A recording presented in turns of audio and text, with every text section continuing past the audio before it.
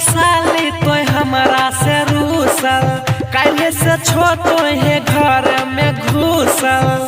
हे साली बोला न हे सुन छो हे कि अच्छो साली तो हमारा से रूसल काहे से छोटो है घरवा में घुसल। चलो देखा तो इंडिया गेट हो जीजा वो अच्छा तैयार फटाफट हो जीजा।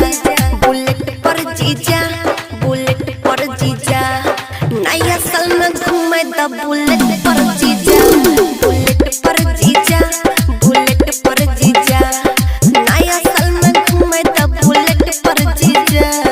डीजे क्रांति बुलेट पर जीजा बुलेट पर जीजा बुलेट पर जीजा बुलेट पर जीजा। Recording by Sapna music. नया साल में घूमे द बुलेट पर जीजा। हमरा मुंगेर के किला देखे द जीजा जी और पटना के गोलघर घूमे द जीजा जी। कहलियो साली पैसा अभी कहाँ छे हे बढ़ल छे हे साली महंगाई कोना के घुमैबो हे हम अगला साल तोरा घुमैबो अब की साली घर हे दाम। जल्दी चल न कर लेट हो जीजा बैठा के घूमे द बुलेट पर जीजा। बुलेट पर जीजा बुलेट पर जीजा नया साल में घूमे द बुलेट पर जीजा। बुलेट पर जीजा बुलेट पर जीजा नया साल में घूमे द बुलेट पर जीजा।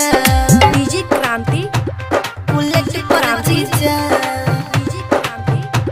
बुलेट पर जीजा नया साल में घूमे द बुलेट पर जीजा। बुलेट पर जीजा तोरे संग में मनैबै जीजा न्यू ईयर मिल के पीबै चल हो विस्की बियर।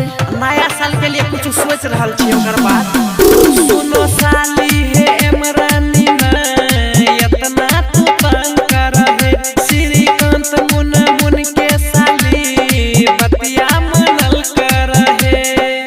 सीरियस सब बुझो नहीं हल्का जीजा नया साल में करबै त हल्का जीजा।